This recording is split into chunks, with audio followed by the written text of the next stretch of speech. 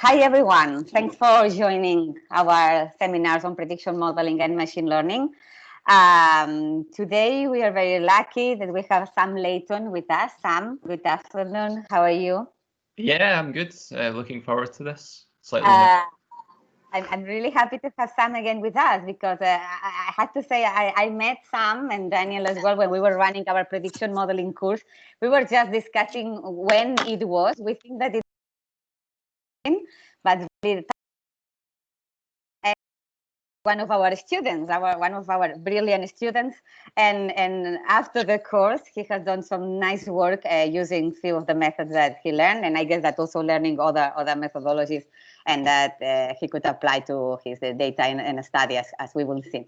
So thanks very much, Sam. The name of your talk is going to be Development and Validation of a Non-Remission Risk Prediction Model in First Episode Psychosis, an analysis of two longitudinal studies.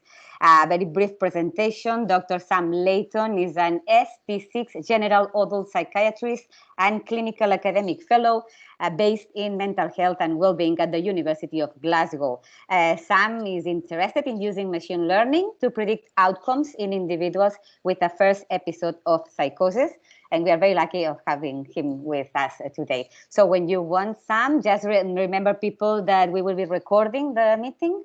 And also that please turn off your camera and microphone. We will have the questions and answer sessions at the end of the talk. And in the meantime, if you want to ask something, you can always drop your question in the chat and I can read it for you by the end of the talk, or you can just open your microphone when Sam finishes the talk and formulate the questions yourself. So having said that, thanks very much. And Sam, I leave it to you.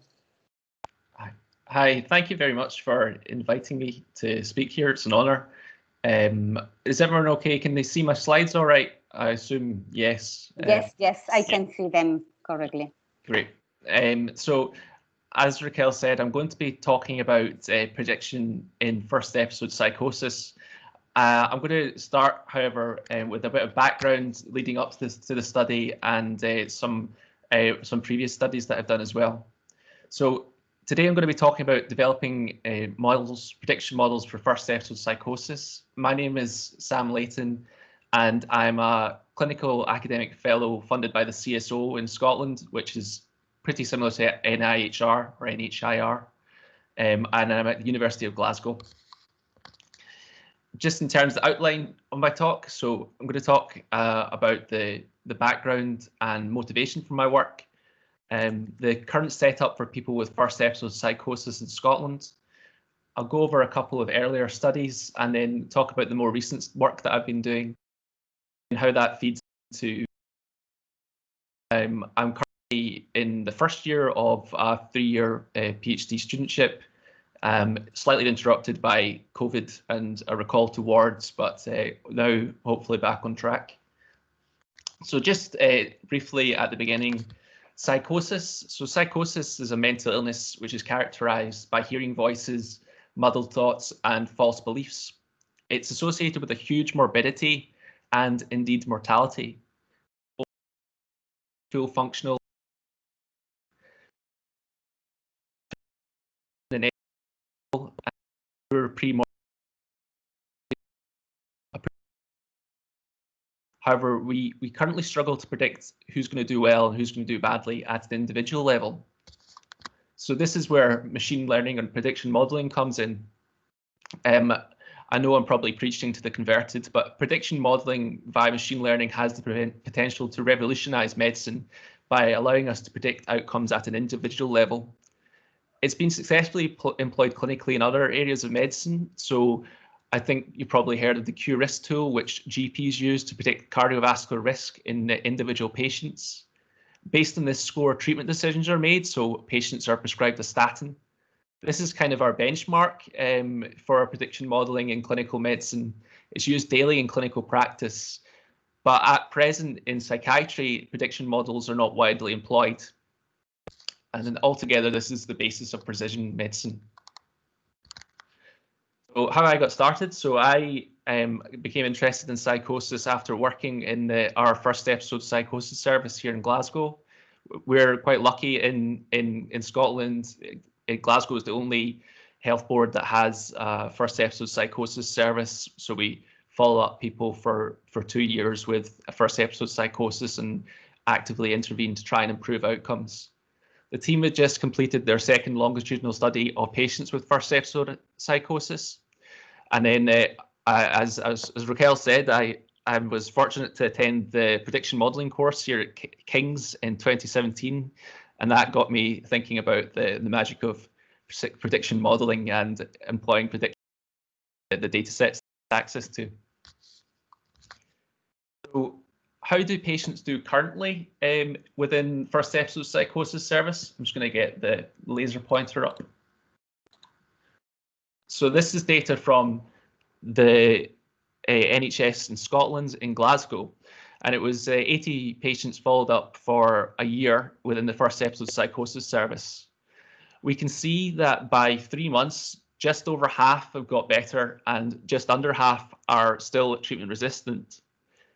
By 1 year, again, just over half of patients are better in terms of their symptoms, but just under half are still treatment resistant. We can also see that while some patients get better at 3 months, some of these patients go on to become treatment resistant and have a relapse again. And altogether, we weren't able to accurately predict who was going to do well and who was going to do badly at an individual level. We had no way of saying at baseline, and we still have no way of saying at baseline if the patient's going to get better or what the probability of getting better is. And if we were able to accurately predict at baseline who would do well and who would do poorly, we could prioritize our limited resources and hopefully improve the outcomes for patients that wouldn't do so well. So this led on to my first study looking at the 2 small data sets from the NHS in Scotland, from Glasgow and Edinburgh. One from Glasgow with 83 patients and one from Edinburgh with 79 patients. And this prediction modeling study, we looked at 2 binary outcomes. So for patients with first episode psychosis, often the more meaningful outcome and an important outcome for them is not necessarily symptom remission, but also whether they're in employment, education, or training. So we took that as a binary outcome along with symptom remission. Symptom remission was defined by Andreasen using the positive and negative symptom scale criteria. Positive and negative symptom scale is a rating scale used for psychosis and rates different symptoms. This was because the data set was quite small and we had a large number of predictors. This was a very high dimensional data set, so I used a machine learning technique called elastic net to try and feature select. And just briefly, elastic net regularized logistic regression, an extension of normal logistic regression. You've got 2 hyperparameters that are tuned normally by cross-validation. The alpha hyperparameter determines the balance between ridge regression and lasso regression, while lambda determines the amount of regularization penalty, so how much the variables are shrunk. Sometimes the variables are shrunk to 0, and that means there's feature selection. Essentially what elastic net is doing is introducing a small amount of bias to reduce model variance.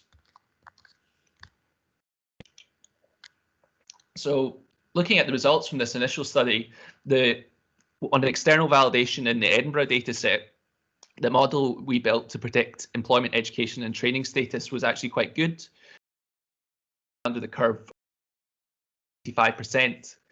The area under the curve is equal to the probability that a classifier would rank a randomly chosen positive instance higher than the randomly chosen negative one. And in the case of classification problems, it's the same as the C statistic. It shows the discrimination ability of the model independent of distribution of classes. So there were some problems with this study though. The model to predict symptom remission didn't externally validate didn't reach statistical significance. And also, probably looking back on this now, I got a little bit distracted in the discussion in this paper trying to interpret the feature selected coefficients, and I've subsequently tried to stay away from interpreting coefficients and variables that are feature selected, because they're an already biased estimate of the model and really is quite I've tried to stay away from conflating predictive statistics with explanatory statistics. However, the good thing about this model and this study was it was the first externally validated evidence of the ability to predict outcomes in psychosis, and it led on to some other work. So my friend in the University in Birmingham, who's also a senior lecturer, Pavan Malakarjun, was quite interested in the PLOS 1 paper that we did, and noted that it could be much stronger if we had access to a larger data set. So through him and the University of Birmingham and Professor Max Birchwood managed to get access to the evaluating and the development and impact of early intervention services study, the EDEN study, of over 1,000 patients in first episode care.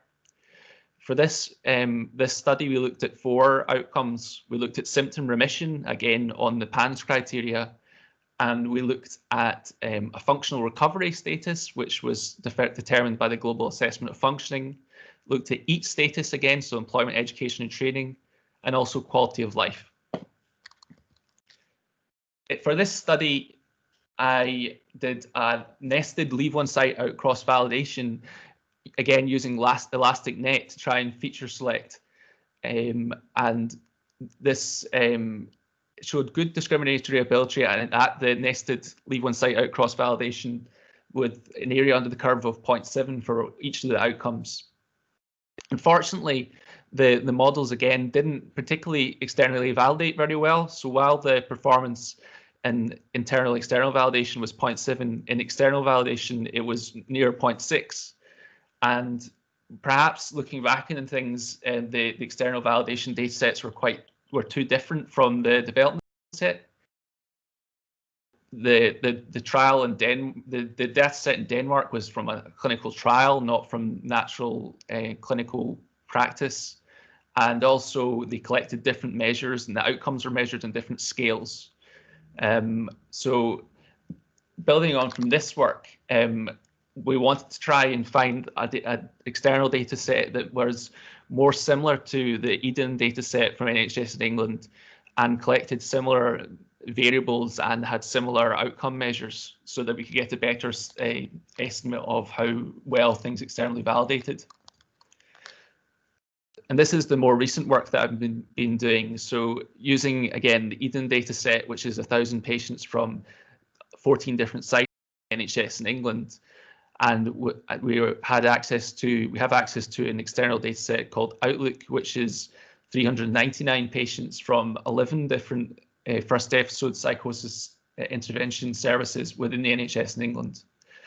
Conducted a reanalysis of the EDEN data set to try and take advantage of an external data set which was very similar to the development data set, allowing for a better assessment of generalizability. We decided that it was probably a bit complicated to look at different outcomes. We just focused on one that was universally understood, to look at symptom remission. And as a doctor, I'm a quite simple type of person. As a doctor, I want to know someone's going to get better, whether they're at baseline, whether they're going to get better with a happy or smiley face. So just wanted something relatively simple and easy to understand outcomes. We just looked at the symptom remission, and that was defined again on Andreessen's PANSS criteria for a period of 6 months. The problem to begin with was that, the curse of high dimensionality was present in this data set. As you can see here, this is a correlation plot of all the variables that we had available at baseline in the EDEN data set in the prediction, and there was a huge number of different variables that were measured in different scales, and they were all quite correlated. Unlike our previous studies, we did try and reduce the number of predictor variables that were available for model development, but this was quite challenging because recent meta-analysis and meta-regression hasn't found any significant predictors of outcomes in first episode psychosis. That's a paper by Lally et al. In the BJ Psych. So we were only really able to get down to about 95 predictors by expert knowledge. And after removing those with 25% missing data and near zero variance, we then used these predictors to build a model. I should say that in terms of sample size calculations, using Riley et al.'s criteria to build a prediction model with 95 predictor parameters, the minimum sample size was nearly 3,000 with 1,500 non-remitters, but we unfortunately didn't have a sample size that size, and to date, no sample of first episode psychosis patients exists of that size, or at least not that I'm aware of. So because our events per predictor variable number was less than we needed, we decided to use, again, a regularization technique, this time lasso regression, to try and reduce the features and come up with a clinically useful parsimonious model that improved the outcome of prediction. So, and then this is the kind of work through for this study. So within the National Eden data set, did an internal external validation here with a nested leave one site out cross validation, and also an internal validation by tenfold repeated cross validation nested to assess the internal validity of the models, and then rebuilt the model on the entire data set using lasso, and came up with a 31 predictor final model which we then used in the Outlook validation data set. So the calibration for internal validation and internal external validation was good. So model calibration is the level of agreement between the observed outcomes and the predictions. I'm probably saying stuff that you're mostly aware of, but just to briefly go over it, there's two measures of calibration in the calibration plot. Calibration in the large, which is the intercept in the calibration plot and compares the mean observed to the mean predicted, and the calibration slope beta, which is related to the shrinkage of the regression coefficients, whereby greater than 1 is underfitting and less than 1 is overfitting. For a perfectly calibrated model, you would expect an intercept of 0 and a slope of 1. And if a model was perfectly calibrated, you could then say, for example, if 100 people used a prediction model and the 100 people got 50% in that prediction model, then out of the 100 people, 50 of them would have the outcome of interest. Similarly, of 100 people that scored 90%, 90 of those would have the outcome of interest. So not only is it important that a model's discriminative ability is good, but also it has to be well calibrated, so it says what it means what it says in the tin. And we can see here that in internal validation, the model was relatively well calibrated, and the slope was actually 1, and so there wasn't really any need to add any additional global shrinkage factors to the model. And in external validation in the Eden data set, the model performed pretty well. So we get an AUC of 0.72%. And then the variables that were selected in the model by lasso were things that were understandable. So education level, duration of untreated psychosis, premorbid adjustment, hallucinations, thought disorders, and social withdrawal, insight, global assessment of functioning symptoms, and deprivation. Just putting this in context, the QRisk tool that I mentioned at the start, the performance of the QRisk2 on external validation is between 0.61 and 0.88, depending on the population studied. So obviously it's a much larger data set for external validation, but our model seems to stack up relatively well. Calibration and external validation was overall not too bad. Again, you can see here that the slope is near 1 and the intercept's near 0.14. So this was a relatively well calibrated model with good discriminatory ability on external validation. We then wanted to look at something called clinical usefulness. So clinical usefulness looks at using your model as a treatment strategy compared with treating all, treating none, or treating based on the current gold standard, using something called decision curve analysis. Clinical usefulness is considered in terms of net benefit, which is the treatment weighted threshold of true minus false positive classifications, plotted against an entire range of thresholds. And a treatment threshold is defined as the point where the likelihood of benefit exactly matches the likelihood of harm. So in our case, we assessed the clinical usefulness of a treatment strategy based on our prediction model compared with treating all, treating none, or treating based on what we felt was the current gold standard duration of untreated psychosis. The intervention or treatment in our case proposed on the prediction of high risk of non-remission, it would be enhanced monitoring over routine care to early identify patients who are likely to not be in remission at the end of a year from psychosis and to intervene earlier with perhaps medication changes. So we consulted NHS early intervention specialists to try and ascertain the probability threshold at which they would consider treatment, the probability of poor outcome at which they would consider this form of extra intervention. And they together came up with a range of thresholds of between about 40 and 60%. That is, they would adopt an assertive monitoring and intervention approach when an individual's probability of non-remission was above 40 to 60%. So the likelihood of benefits of this treatment outweighed, well, where the likelihood of benefits of this treatment perfectly matched the harms and costs at about 50%.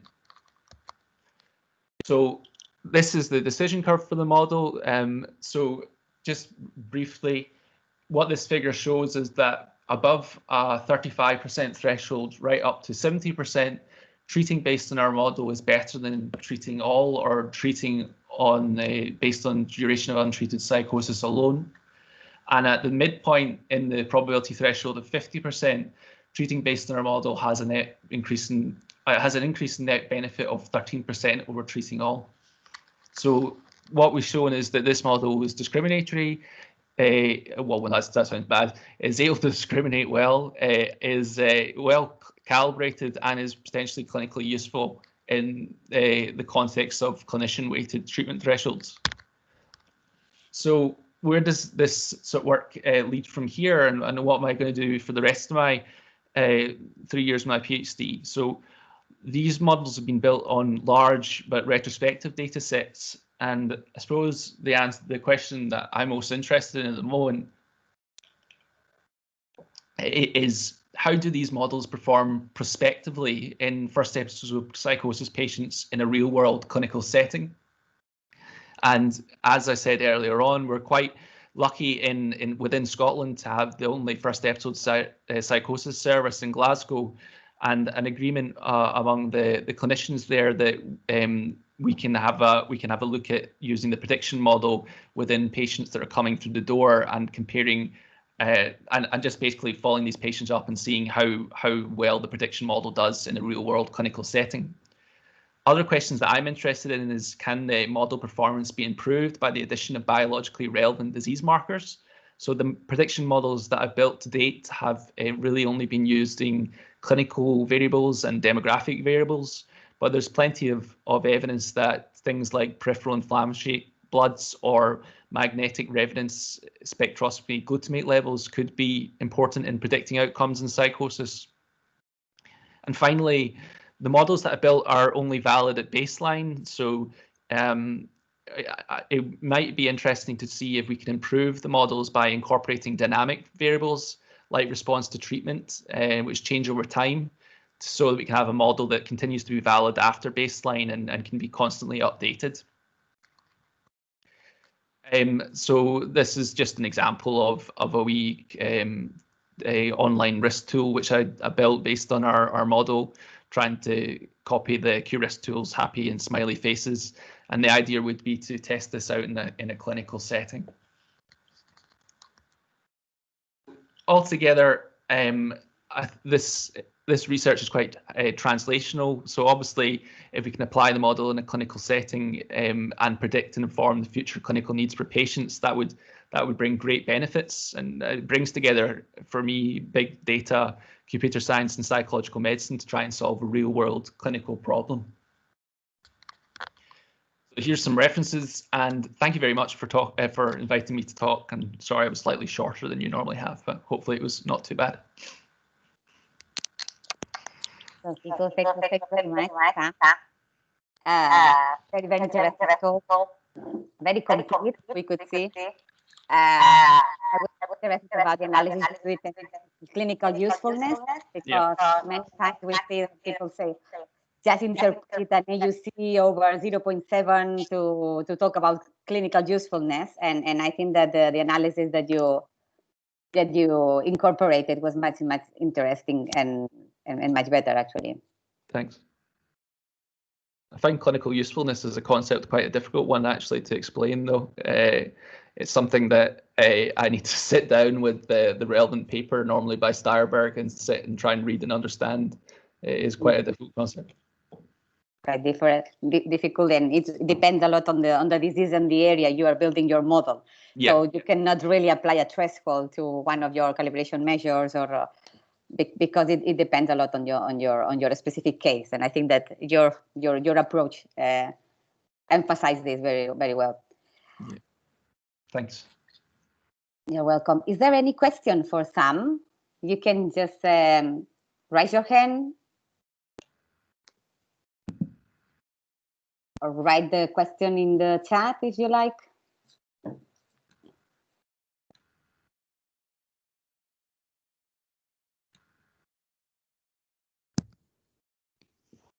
Yes, please, Daniel. I've got a question. Thanks, Sam. That was a really interesting presentation, and I'm glad to see calibration. And not only case control or patient yes or no prediction.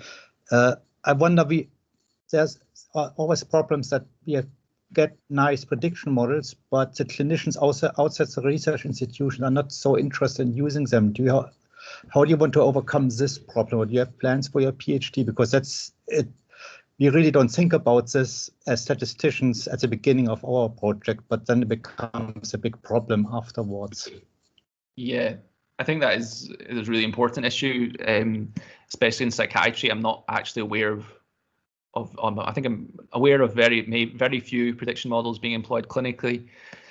I'm in a fortunate position that because I also work within the service, the First Episode Psychosis service, and there's a lot of buy-in from the team there to look at predicting outcomes in their patient cohort, that we're going to be looking at a cluster-based randomized controlled trial where where one center will do treatment as usual, as in not use a model, and the other center will look at predicting outcomes with a model and see if that makes any difference in terms of the patients. So there is buy-in, and I'm quite looking forward to seeing if the model works in a real world clinical setting. Okay, thanks. Well, I might can ask another question. Yes, of course, Daniel. I mean, there are similar studies. I mean, I think Alessia is here. She also just published one, and then there's James McCabe's group. Are you planning to use their results to include into your model to improve it, or it would be always useful to include the results of other projects? So in terms of the predictors, is that what you're talking about, or? Yeah, because if you want to improve it at the moment. Yeah, so I think you're right. I mean, while LISU's got down to 31 predictors, it's still quite a cumbersome model that maybe isn't necessarily that easy to apply. And one of the things we're doing at the moment is trying to come up with an expert list of maybe just about 10 or 12 predictors that you could build a model with, and would be much more easy to apply in clinical practice. And that's obviously informed by other studies. Yeah.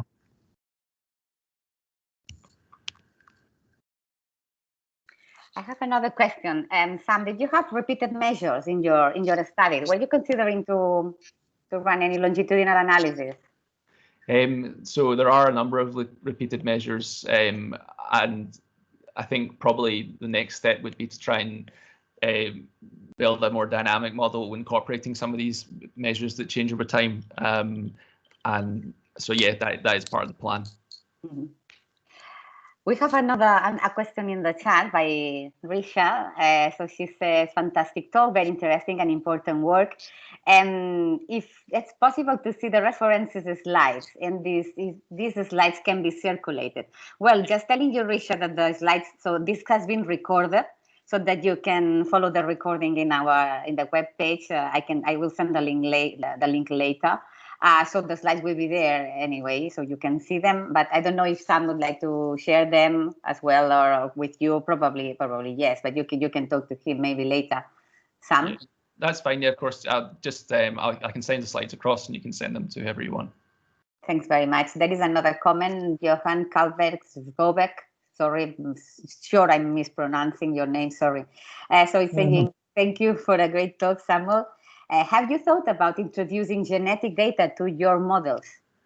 Yeah, I've thought about it and I'd like to do it, but the data sets that we've had access to don't actually have genetic data. What we're collecting new data in the service in Scotland, and some of that data includes MRS spectroscopy measures and also genetic data and inflammatory bloods. So the idea is to see if the models can be improved by the addition of these biologically relevant disease markers, because I think that's quite an important question. But to date, I haven't had access to data sets that have these, so that's why not. Thank you. And another more question, were you thinking in training any other model, maybe non-linear model for your data? Yeah, so in the kind of initial scoping, I did look at using linear SVM and random forest models and naive Bayes. I didn't find that they performed any better. Actually, the only one that performed relatively similarly was the SVM, and I was quite drawn to the regularized regression because it's relatively explainable. It gives you predictors which a clinician can see and understand as being important, and it seems to work quite well. So yes, I have tried, but not but I've stuck with the regularized regression. Okay, thank you. I think that Alicia has a question. Yes. Please, Alicia. Yes, please. Oh, thank you so much for this fascinating talk. And as psychosis, especially onset of first episode psychosis, has been my obsession for about 6 years now. So it's great to see there's so much of work that is being done. So what I wanted to ask you is, I was quite puzzled by the proportion of people who you reported as non-remitters, 45%. And I have to say, it was really quite striking because we have published meta-analysis that evaluated every single study on remission and relapse in first episode psychosis that has ever been published up till 2018, I believe, or 17. And we found that in the worst case scenario, up to 60% of people recover. So, but you seem to capture really severe spectrum of these 82 patients that you concentrated at the beginning of the talk. So I was wondering what this might be. Is it population specific to that area where the people were sampled? Or do you feel you capture specifically like a different, more severe subtype of non-remitters in your sample? Sure. So not just the sample in Scotland, but the samples from NHS in England and the Eden sample and the Outlook sample, both of them had a non-remission rate of around 50%. It may be the definition I'm using is more stringent, so I'm using Andreessen's PANS criteria, which is meeting 7 different PANS items, being less than 3 at 2 time points. I suppose it depends on your definition of recovery and how you define it, and it might just be that I've used a slightly more strict version. I don't think the population is particularly different. Because we actually evaluated that definition of remission, and we compared it to any other definitions of remission that were out there that are not as stringent. And we didn't really find a significant difference between how many people they captured as remitters or not remitters based on different types of definitions that are out there. But yet you capture a lot more non-remitters. And it actually can be quite problematic because if you tell someone, 50% it's like 50% chance of anyone who is diagnosed with first episode psychosis will be non-remitters according to your study. And I think it's a slightly disheartening message to give to patients, especially when you're designing a prediction tool that it actually gives them the risk for being non-remitters before they became non-remitters. So I'm not sure whether it's worthwhile exploring further why you're capturing the severe end of 50 cases, 50% of your patients. No, I think that's a fair point, and I think it's also a fair point that we have to think about the ethical implications of telling patients that they've got a risk of not remitting, and that in itself might impact upon their clinical journey. So I think that is a valid point, and one that I will consider. Yeah, I think it also might be quite for the because the sample size is relatively small, but not to sound like I value how difficult it is to get a good sample. So this 300 or 80 people is relatively small. So I don't think it will take too much time to rerun the analysis with the different types of definitions. Perhaps you could create a stringent definition of non-remission and then less severe, or like and just to create different types of definitions and see how well your model does. And I think if the model doesn't differ perhaps in terms of the ethical implications, it might be better to use not a strict definition of remission and non-remission. I don't know, I think it's worthwhile exploring it further, because 50% is a lot. And even using nice guidelines, that is a quiet, stringent guidelines, you don't capture more than 35% of as treatment resistant. And this is the highest end of the severity when people are given clozapine as a primary medication treatment. And your definition of not remission captures even more than treatment resistant cases. So that's a little bit boring. Yeah, no, I think you're right. Okay. Raquel, you had your hands up. No, that was a mistake actually. Yeah, but I have another. There's another one with the hand raised. The reason is Oliver. Oliver, can you please ask? Thanks, Alicia, for the comment. Okay. Hello. Yeah, thank you for that really interesting talk. I was interested to see your, I think it was a Shiny app for putting data from a clinical setting into and then getting some kind of idea of risk or their outcome down the road. Does your model are there demographic variables that need to be considered when deciding whether or not a new patient is well suited to the model you've derived? Or is that somehow kind of already accounted for by the fact that your model's well calibrated? I'm not really sure about this area, so any clarification would be much appreciated. So I think that the first question about who the model's relevant to, it depends on who the model's built on. So as the data sets that I've used are just regular NHS patients within the First Episode Psychosis services in NHS in England and Scotland. So having a model built on these patients means that they would be valid and reliable, hopefully, within a similar patient population. So it's not just a specific patient population. I hope that sort of answers your question. And in terms of the calibration aspect, the calibration is important in prediction modeling, so that if you can sort of trust the figures that the model's giving out. If a model says 50%, then you know that if you in 100 people that scored 50%, 50 of them would have that outcome. So you can sort of believe what the model's saying on the tin, like Ronseal. Yeah, no, that is really helpful. And I think the representativeness of the training sample is really good in your situation. I'm just wondering,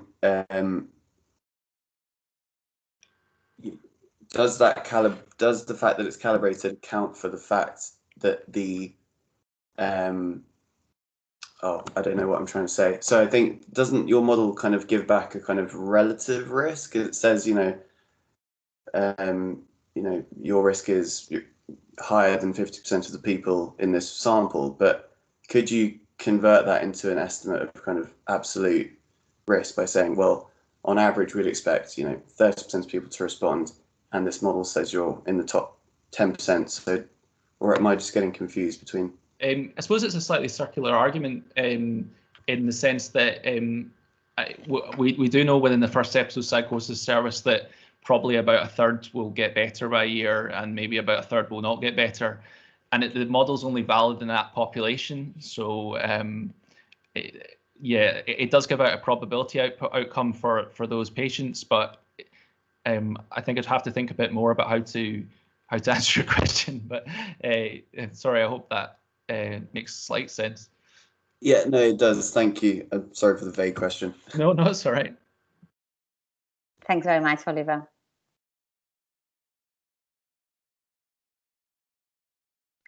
Okay, no more questions. Any other questions in the chat or?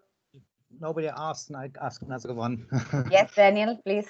I like this leave one site out cross validation. Yeah. How much did the sites vary in the area and the curve? So, I mean, you have had the average, which was pretty good, but was a lot of variation between different sites, like between 1 and 0.5, or was it all around the same value? There was some variation of about 10%, but it wasn't huge variation. Yeah. I wasn't sure how to present that. I just combined them all as one ROC curve, but I suppose you could present 14 individual ROC curves. I'm not really sure. Yeah, I mean, it shows you a bit about the stability of your model. Yeah. If everything would be 0.7, then of course the model is more stable than if it varies between 0.6 and 0.9. Yeah, there's another. I did use a measure of stability that I found for prediction models, which looks at the number of times that features are selected and gives you a score, which is a bit like a correlation coefficient. And I think the fact that the models are relatively stable was slightly reassuring. Yeah. Okay. Thanks. That's right. Thanks, Daniel. Anyone else like to do any comment, question to Sam?